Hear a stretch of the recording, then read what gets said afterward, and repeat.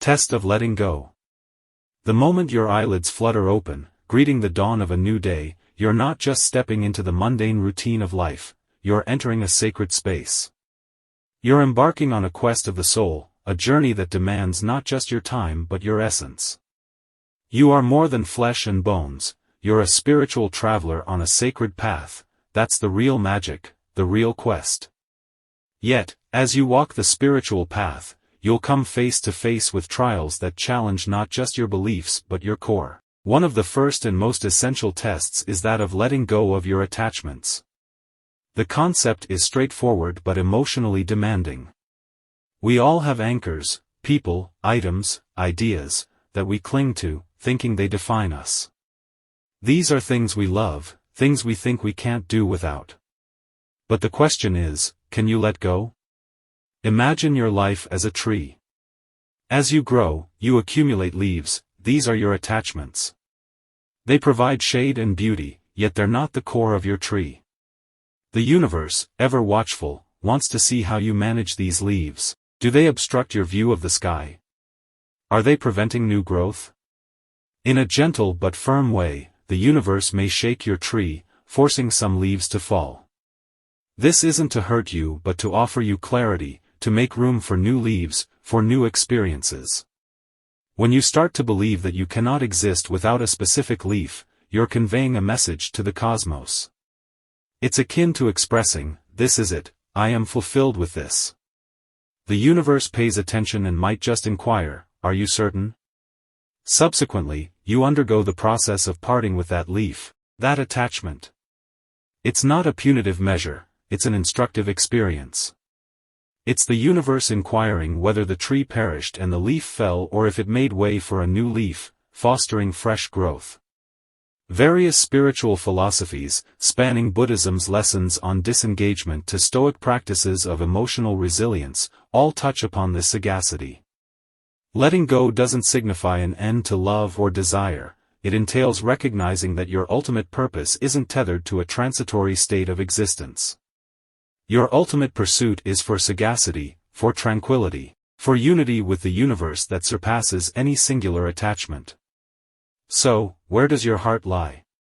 Are you so engrossed in the affection for a particular leaf that you overlook being an ever-expanding tree in an expansive forest?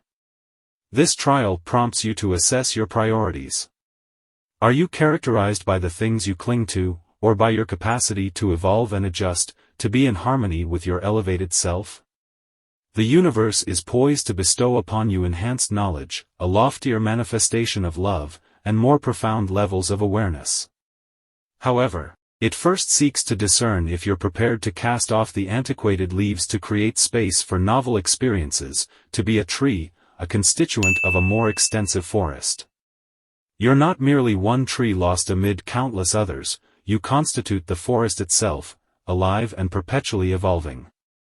So, when you adeptly navigate the trial of letting go, you come to the realization that you're more resilient, more attuned, and indeed more whole than initially perceived.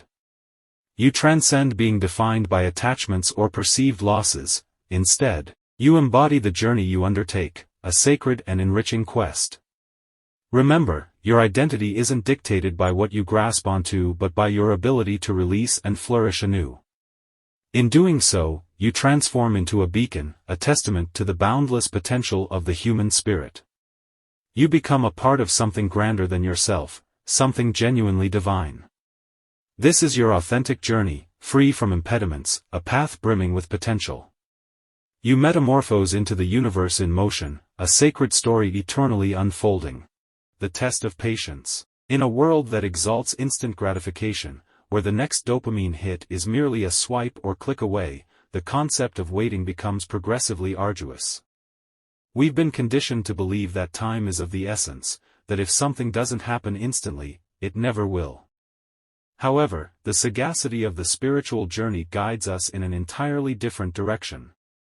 It whispers in our ear that one of the most profound tests we face in life is the test of patience, especially when the wait exceeds our anticipated timeline. Patience is more than just the act of waiting. It's about how you conduct yourself during the wait. It involves maintaining a sense of calm, a semblance of peace, while the world around you appears to be hurtling forward. Reflecting Nelson Mandela's wisdom on courage, we learn that patience is not the absence of desire or need but the triumph over the hurried angst they often generate. Why, then, does the universe subject us to waiting? Why do we encounter those moments where time appears to stretch infinitely before us, resembling an endless tunnel with no light in sight? The answer is intricate, yet profoundly enlightening. These periods of waiting aren't voids, they're fertile grounds for growth, nurturing our soul and spirit. Consider the farmer who plants a seed and patiently awaits its sprouting and growth. If impatience compels him to dig it up and inspect it, he disrupts the natural process. Similarly, each delay in our lives is a gestation period, a time for something within us to sprout and grow. We are mastering the art of resilience, fortitude, and, most importantly, faith. The universe isn't inquiring about your ability to wait, it's asking if you can do so with grace, understanding, and a heart filled with hope rather than a mindset of despair. Instead of viewing waiting as an affliction, perceive it as a space of preparation. Envision yourself as an artist, where each moment of waiting adds another stroke of paint to your ever-evolving masterpiece. The universe isn't withholding from you, it's shaping you for something that aligns with your readiness, your worthiness. As Maya Angelou wisely noted, all great achievements require time.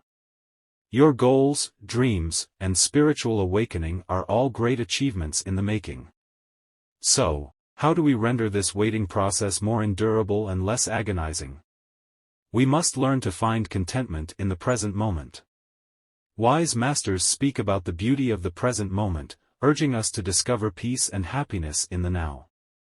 When we are at peace with the present, the uncertainty of the future loses its daunting power. Instead of feeling like you're squandering time, you recognize that you're gathering insights, building spiritual muscle, and enriching your soul. As you stand on this side of a closed door, pondering when it will finally swing open, consider this: every minute spent in a state of patience adds another layer of wisdom, another notch in your belt of resilience. When the door eventually opens, and you step across the threshold, you'll realize that the depth of your joy is precisely because you had to wait for it. It's a joy enriched by the process, deepened by patience, and heightened by anticipation.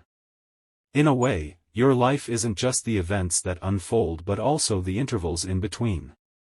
So, when you find yourself in one of these intervals, waiting for the next chapter to commence, remind yourself, this is not a pause, it's preparation. Each moment you wait is not lost, it's invested.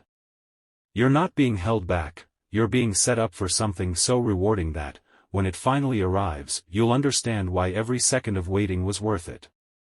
In the quiet moments when you yearn for progress, remember that real progress is happening within you. Waiting is not the absence of action, it's a form of action, a silent and invisible development of your inner self. You're not merely waiting, you're growing, learning, and becoming the person who will be ready when the right moment arrives. And when it does, you'll realize you weren't just waiting, you were on a journey that shaped you, a journey that made every moment worth the wait. Now, onto the test of faith. Life's journey guides us through sunny meadows but also into raging storms. It's easy to feel grateful and full of faith when the skies are clear. But what happens when the clouds roll in, the winds pick up, and everything around you starts to crumble? In these precise moments, the test of faith comes into play, not as a cruel examination but as a vital growth spurt for your soul. Picture your life as a ship sailing on the ocean. A smooth sea never made a skilled sailor, as the old saying goes. Envision hitting rough seas where your boat gets tossed around, water splashes onto the deck, and you feel lost in the endless expanse of water. It would be easy to abandon the ship, assuming it's sinking and you should jump off. However, faith is the compass urging you to hold steady, to trust that your vessel is built to withstand the storm. It's your conviction that the turbulence is not a signal of impending doom but a passage to smoother waters. Consider the potter at the wheel shaping clay into a beautiful vase. The clay gets pressed, squeezed, and spun. If clay had feelings, it would feel dizzy, disoriented, and probably want to jump off the wheel. Yet, it's that process that transforms a lump of earth into an art piece.